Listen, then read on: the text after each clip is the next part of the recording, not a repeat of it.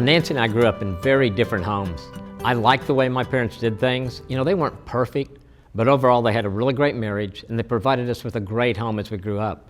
My parents passed down to me this textbook for how a mother and a father, a woman and a man, and a wife and a husband are to relate. And the same was true for Nancy. She had her own textbook from the home she grew up in, and hers was very different from mine. Our problems came when she took a page from her textbook that wasn't in mine, or I took a page from my textbook that wasn't in hers. We both thought we were right because we were going by the book, but it was our separate books. So our families of origin were distractions that were killing our marriage, not because they were bad, but just because they were different. And so we realized we had to work together to write our own textbook of how we were going to live as a husband and a wife. So over the years of our marriage, we've progressively written our own unique textbook.